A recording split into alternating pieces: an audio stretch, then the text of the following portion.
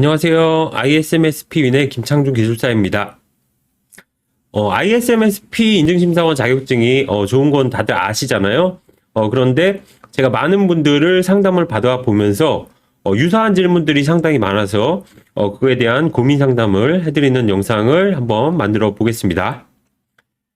첫 번째, 합격할 수 있을까? 질문 많이 주시는데요. 일단 본인의 업무 경력을 말씀해 주시고 기술적으로 좀 부족한 것 같다. 법에 대한 이해도가 좀 낮은 것 같다. 이런 지문이 많이 나오는 시험에 익숙하지 않은 것 같다. 이렇게 이제 질문을 주시는데요. 물론 기술적으로 뛰어난 분들이 유리한 면도 있고, 이 법이나 인증이나 이런 컴플라이언스에 유리한 분들도 있습니다. 하지만 단언컨대 그런 부분이 전체 시험에서 유리한 게 한 10% 정도밖에 되지 않아요. 90%는 만들어가는 것이기 때문에 크게 신경을 안 쓰셔도 되겠습니다. 왜냐하면 그 논리대로 하면 정보보호 업무를 하시고 기술사이신 분은 뭐 쉽게 합격이 돼야 되잖아요. 굉장히 합격률이 낮습니다. 오히려 정말 제로 베이스에서 아무것도 없이 시작을 하지만 열심히 하시는 분들이 오히려 더 합격을 하는 시험이라고 저는 지난 4년간 무수히 경험을 했습니다. 그래서 현재 자격증이나 업무 경험이나 너무 신경 쓸 필요가 없다. 기초부터 충분히 할 수 있는 시간이 있다는 거죠. 하지만 이제 시간이 촉박할수록 그런 것들이 기회가 이제 사라지는 거고요. 두 번째는 나이인데요. 아무래도 나이가 젊으면 암기력이 좋은 것은 맞습니다. 그러면 이제 나이가 많으면은 불리하나 그렇지는 않습니다. 아무래도 암기력은 좀 떨어지지만 이 업무에 대한 경력, 이해도 이런 부분이 분명히 장점이 될 수가 있습니다. 그래서 이제 공공기관에서 근무를 하셨다거나 기획 능력이 있으시다거나 이런 분들은 굉장히 또 이점이 있습니다. 그래서 나이도 물론 뭐 제일 좋은 나이 정도는 한 40 정도라고 보면 되겠죠. 암기력도 어느 정도 있고 또 업무에 대한 경험도 있고 그렇지만 60 넘으신 합격자분들도 많이 봐왔던 만큼 나이도 그렇게 중요한 변수는 아니다. 스터디 이제 합격률도 이제 말씀하시는데 사실 합격률이 중요한 건 맞습니다. 그렇지만 합격률이 높은 스터디에 갔다고 합격을 보장하는 것은 아닙니다. 전체 합격률이 5% 정도잖아요. 근데 이제 제 스터디를 하시면 종합반 기준으로 한 20%, 그리고 일반반 기준으로 한 10%에서 15% 정도 합격을 하시는데, 그러면 전체 합격자 대비 한 3배, 4배 정도가 나올 확률이 높은 것은 맞는데요. 열심히 하시는 분들이 합격을 하시는 거고, 스터디를 참여하지 않으셔도 매우 열심히 하신다면 또 합격을 하실 수도 있습니다. 두 번째, 공부 콘텐츠. 제가 하는 스터디에서 공부를 하시면 체계적으로 이론부터 문제, 질의응답 하실 수가 있는데요.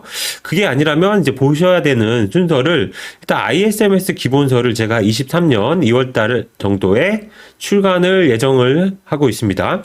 그 기본서를 좀 보시면 이론적으로 좀 도움이 될 것 같고요. 그 다음에 이제 키사의 가이드죠. 인증기준 안내서나 개인정보보호법 해설서 그리고 각종 법령 이런 것들을 보시면 될 것 같고요. 그리고 회사에서의 실무 자료, 뭐 정보보안 업무를 기획을 한다거나 뭔가 취약점을 조치를 한다거나 업무 보고 이런 것들도 도움이 되고요. IT 세미나에 뭐 클라우드 기술이 보안 기술이라던가 아니면 뭐 마이데이터 관련된 부분이라던가 각종 보안 솔루션 세미나 가다 보면 그런 부분들도 도움이 될 수가 있습니다. 세 번째, 공부 환경. 본인이 어디서 공부하는지, 공부할 때 효율이 가장 나오는지 그게 중요하죠. 답은 본인만이 알고 있습니다. 공부를 할 때 가장 중요한 게 몰입입니다. 집중력이 독서실 같이 아주 어둡고 조용한 데서 잘 되시는지, 아니면 스터디 카페, 조금 개방된 공간에서 하시면서 약간 뭐 음악도 나오고 이런 것이 도움이 되는지, 아니면 정말 더 개방된, 다른 분들 이제 수다 떠는 그런 카페 같은 데서도 잘 되는 분들이 있거든요. 그리고 이제 회사 같이, 혼자, 좀, 야간 시간에 이렇게 하다 보면 아무래도 공부에 접할 수 있는 뭐 PC라던가 뭐 인터넷이라던가 그리고 각종 자료 출력 이런 부분은 또 유리하게 될 수가 있는 거죠. 하지만 이제 집에서 공부하는 거는, 집에서는 이제 뭐 배우자도 있고 뭐 아이들도 있고 또 각종 집안일 그런 모습을 자꾸 보다 보면 또 다툼이 생기기도 하고, 그런 것 때문에 집에서 하려면 뭔가 아주 그 규칙을 잘 정해놓고 하면 될 것 같은데, 각종 유혹들이 있기 때문에 쉽지는 않습니다.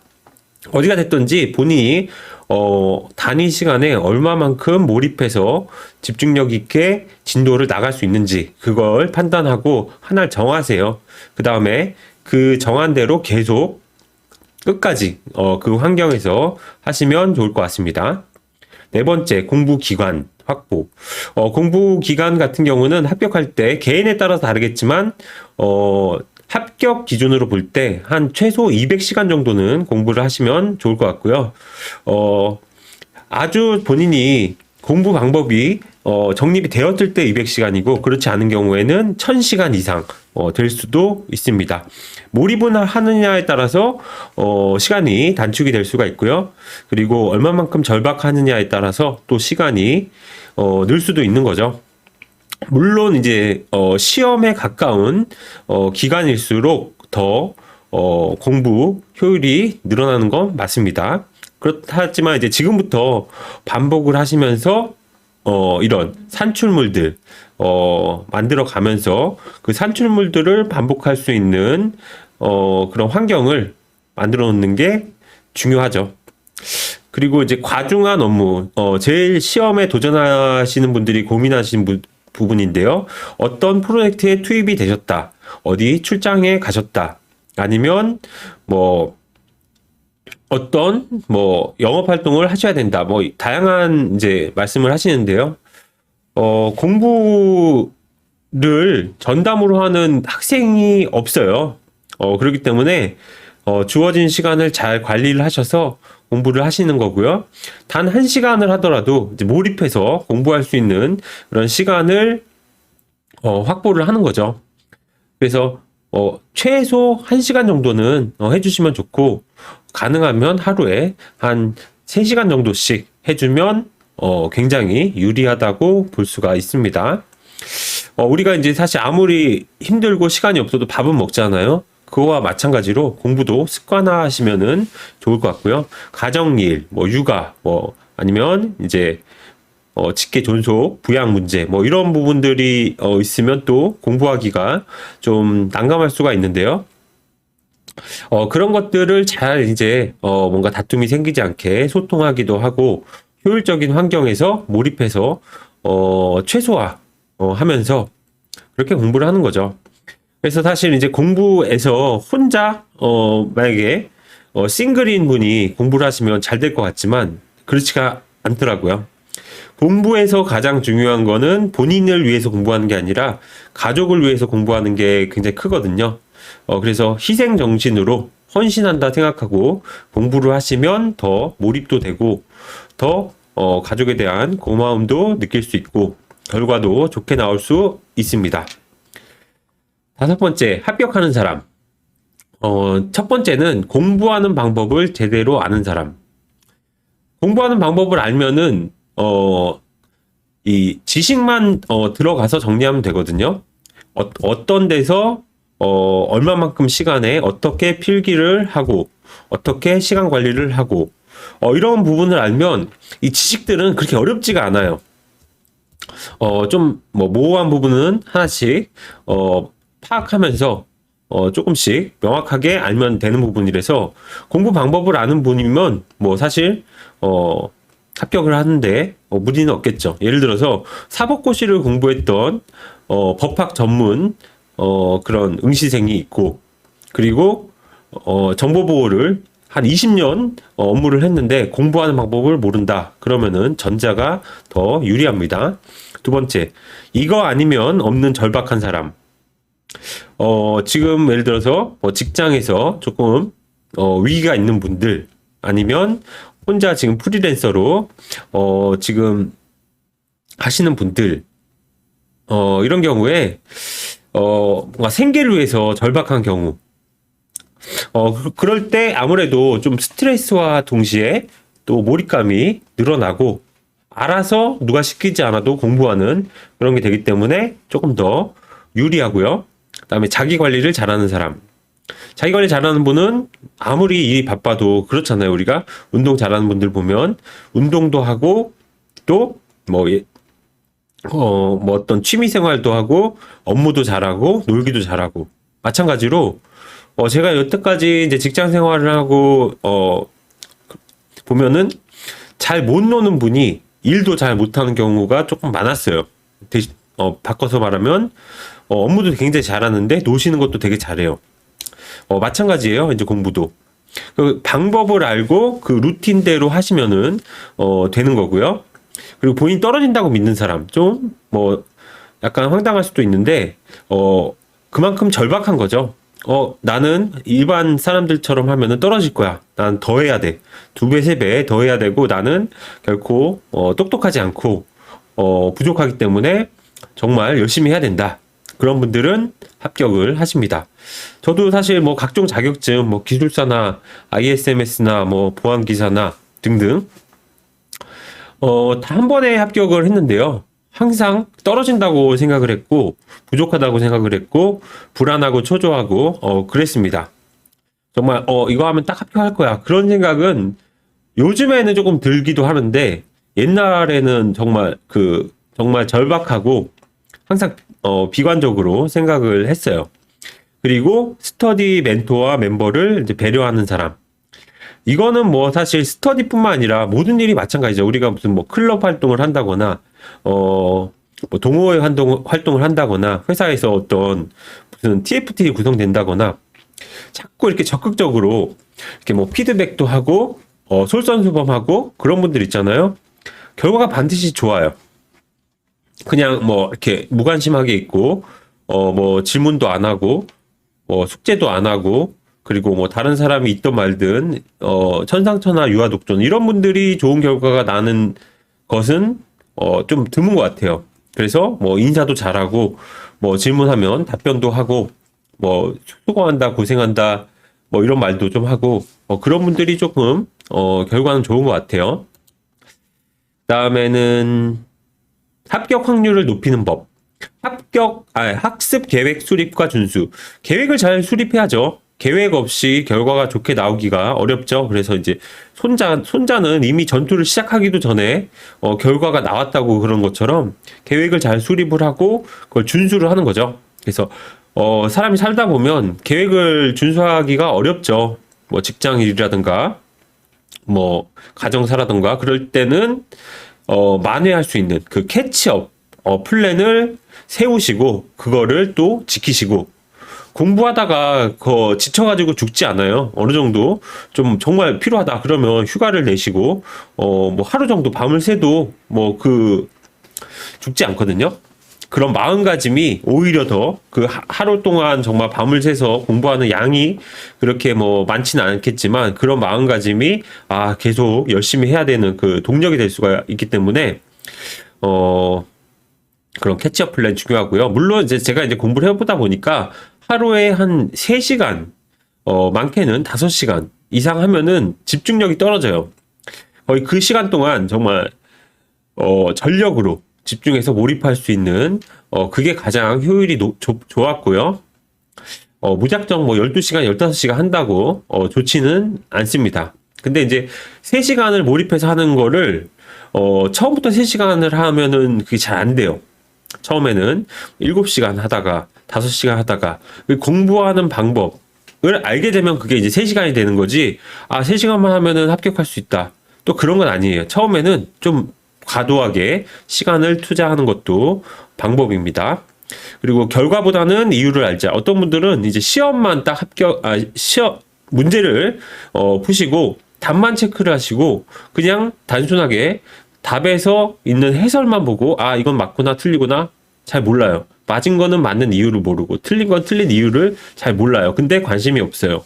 그런 것보다 해당 토픽을 자세히 한번 살펴보고 거기서 다시 한번 암기 포인트를 잡고 또 암기를 하고 그런 식으로 하나하나 정확하게 이유를 아는 게 중요해요. 왜 그러냐? 이 시험은 정답을 공개하지를 않아요. 올해 틀렸던 내용이 내년에 또 틀릴 수도 있어요. 왜냐? 본인은 맞다고 생각했는데 틀리는 게 반복이 될 수 있기 때문에 그렇고요. 그렇기 때문에 이제 스터디를 하면 좋은 게 자꾸 질문을 할 수 있죠. 이게 왜 맞죠? 왜 틀리죠? 그런 거에 대한 답을 해드리기 때문에 그런 이점이 있는 거죠. 그리고 오프라인 스터디 메이트를 만드시는 것도 좋아요. 가장 좋은 거는 이제 같은 회사에서 3명이 가장 좋죠. 적게는 2명, 많게는 5명 해가지고 같이 무슨 카페 같은 데서 모인다거나 회사의 회의실에서 모인다거나 이렇게 하시면 좋고요. 제가 지금 스터디를 한 해에 300명씩을 이제 하기 때문에 제가 하는 건 현실적으로 한계가 있죠. 물리적인 공간도 있고 그렇기 때문에 스터디 메이트를 꼭 짜세요. 물론 이제 잘하는 분들, 심사원이라도 한 명, 심사원은 근데 실력이 다 떨어져가지고, 아니겠네요. 아무튼 열심히 잘하시는 분들이라도 딱 하면은, 되게 좋죠. 근데 잘하신다는 게 자기 관리를 잘하는 거죠. 스터디 미팅 계획을 딱 세우고, 그때 준비물을, 준비하고, 그런 오프라인 스터디 메이트랑 하시는 분들은, 세트로, 합격을 하시는 걸 너무 많이 봤어요. 고득점으로. 그다음엔 제 스터디의 장점을 한번 설명을 드리면 제 스터디는 이제 ISMSP 윈 필기 5기예요, 5기. 그 말은 4년 동안의 스터디를 했고 거기서 무수한 연구와 그리고 지식이 축적이 되어 있다고 볼 수가 있죠. 그래서 실제로 결과를 매년 4, 50명씩 내고 있기 때문에 그런 경험이 있고요. 그리고 좀 제 입으로 말씀드리긴 부끄럽지만 현직 저는 CISO 정보보호 최고 책임자로 있고 기술사 심사원 이고 또 이런 스터디를 운영하고 있고 책도 집필한 그런 공신력을 가지고 있다고 생각이 되고요. 검증된 학습 체계와 합격자 수 를 가지고 있다고 생각이 됩니다. 학습 체계는 조금 이따 살펴보고요. 이론 강의, 이론 강의에는 이제 기본 이론 강의뿐만 아니라 이제 테마 강의도 테마다 섞어서 이 응시생 분들의 부족한 부분들을 조금 도움을 드리고자 하고 있고요.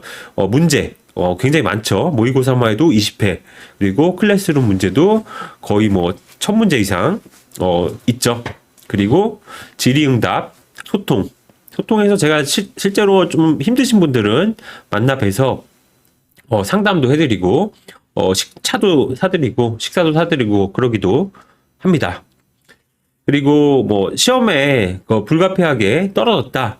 그러면 재수강할 때 제가 또 할인을 많이 해드리고 있고 그리고 CPPG 수강하셨을 때도 할인을 해드리고 있고 스터디의 그 품질이나 그레이드는 좋지만 저는 또 플랫폼 사업이다 보니까 굉장히 많은 분들을 같이 지금 스터디를 하고 있잖아요. 그렇기 때문에 이제 참여하시는데 부담이 안 되도록 할인을 많이 해드리고 있습니다. 그리고 이제 스터디는 어떻게 하느냐 이제 이런 질문도 주시는데요. 지금 현재 내년 기준으로 종합반 기준에 13권의 교재를 배송을 하고요. 교재는 이제 한 10,000원 내외 정도 돼서 교재만 해도 상당한 금액이 있고요. 교재를 받으시면 이제 유튜브 강의를 보시면서 ISMSP 윈 유튜브, 본 유튜브의 기본 실무 과정이나 문제풀이 과정, VOD를 시청을 하시면 되고요. 필기 시험일까지 이제 무제한 반복을 하실 수가 있어요. 그래서 어떤 분들은 제 목소리가 꿈에서도 나온다고 그렇게 이제 말씀하시기도 하고요. 오프라인 강의는 장점이 집중력이 굉장히 좋죠.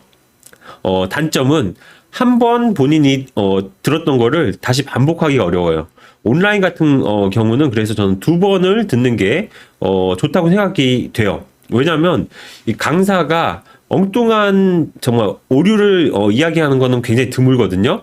이야기를 하다 보면 많은 그 지식을 설명을 하기 때문에 그런 것들을 한 번에 이해하기가 어려워요.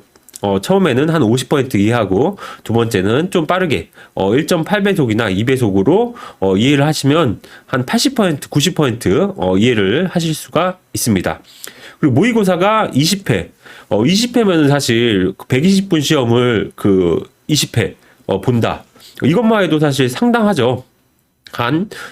거의 해설까지 해서 100여 시간 이상을 드리는 거기 때문에 실전 감각을 단련을 할 수가 있고요. 이 모의고사는 최근 합격생들을 제가 모집해서 시험을 만들고 있기 때문에 굉장히 좀 실전형 문제를 볼 수가 있고요.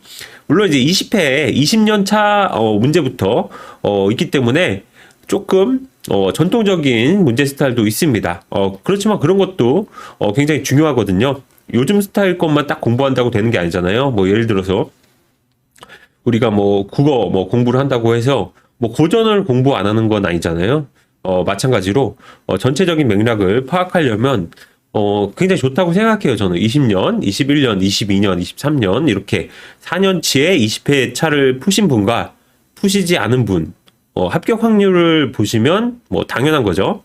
그리고 구글 클래스룸 스터디에서 약 1000문제를 또 푸실 수가 있습니다. 그러면 이제 20회 차에서 문제가 50문제면 1000문제죠. 밑에 또 1000문제, 2000문제를 풀고 들어가는 게 굉장히 도움이 되죠. 그래서 제가 이제 ISFSP 강의를 오프라인에서도 하고 있어요. 사실 기존에 학원에서도 하고 있고 지금 또 다른 데서도 하고 있는데 5일 이론 강의로 이 시험을 합격하는 거는 굉장히 어렵다고 보시면 돼요.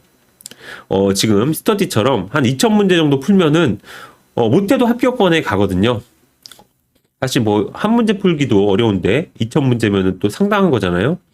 그리고 또 필기 카페에서 제가 뭐 하루 한 문제라든가 숙제 이런 것들을 또 내드리고 질의응답 하실 수가 있고요.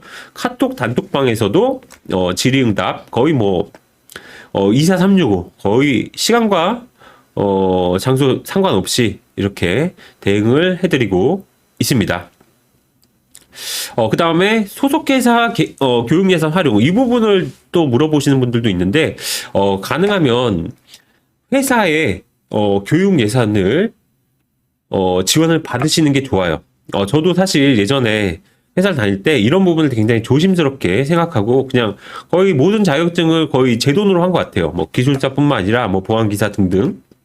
근데 그거를 누가 뭐 회사의 로열티라든가 그 어떤 뭐 리더에 대한 로열티를 인정하지 않아요. 오히려 더 괜히 그냥 알아서 기었던 것 같아요. 그러지 마시고 회사의 교육 예산을 잘 알아보세요. 여태까지 받았던 분이 없어도 또 받으시면은 되는 거고 모든 회사가 회사의 비용을 교육 예산으로 하는 것도 이 세금 측면에서도 도움이 되고요.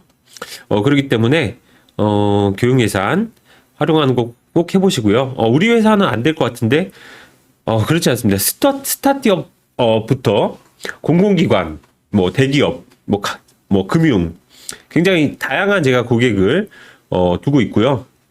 뭐 제가 이제 이런 거는 또 회사명을 말씀드리는 건 좀 그렇지만 그런 게 사실 본인 능력이에요. 어떤 분들은 본인뿐만 아니라 다른 직원들까지 묶어가지고 이렇게 하시기도 하고 그래서 개인 비용 하셨던 분들은 교육 예산으로 하시고 그러면 제가 그 돈은 환불을 해드립니다. 그리고 커리큘럼 명칭이나 기간이나 뭐 시간이나 이런 것들은 회사의 기준에 맞게 유연하게 변경해서 지원을 해드릴 수 있고요. 뭐 전자 계산서, 뭐 수료증, 영수증 이런 부분들을 발행을 해서 잘 이수할 수 있도록 도움을 드리고 있습니다. 그리고 이제 심사 기회에 대해서 물어보시는 분들이 있는데요. 심사 신청 시 선정률은 그 수요와 공급에 따라서 달라요.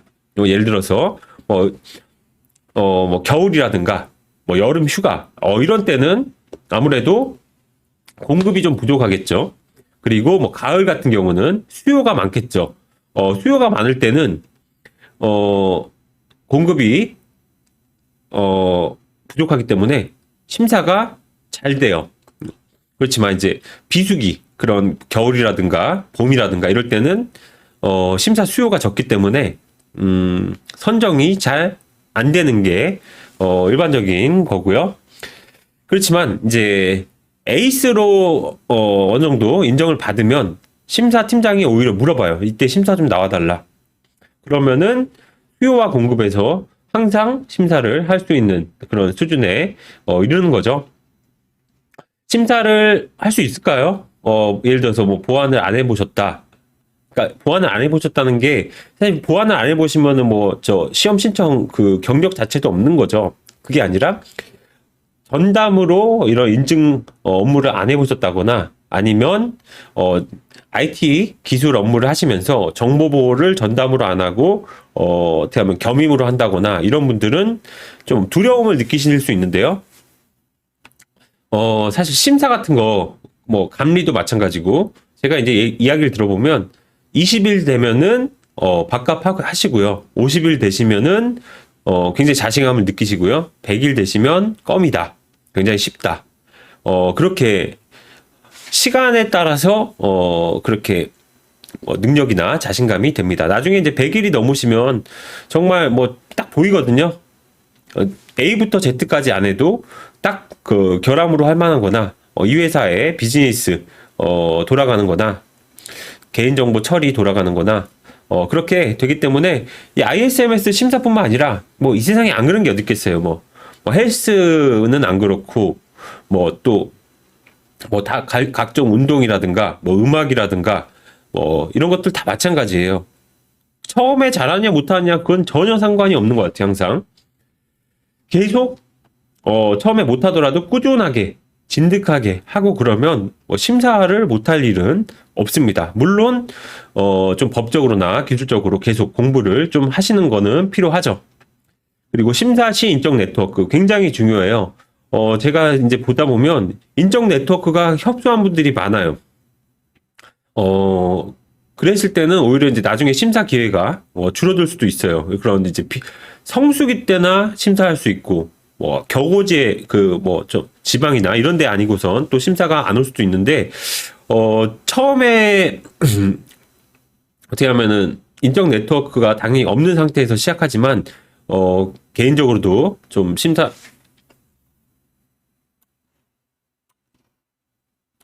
팀장을 이렇게 만난다거나 아니면 심사원들을 만난다거나 주변에 그런 뭐 회사 그리고 저런 뭐 이런 스터디 이런 것들 네트워크를 활용하는 거죠.